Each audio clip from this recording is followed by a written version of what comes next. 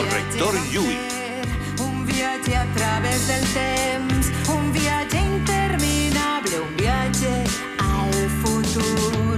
I si s'acabarà tot, només quedarà el passat i va haver un futur que va existir.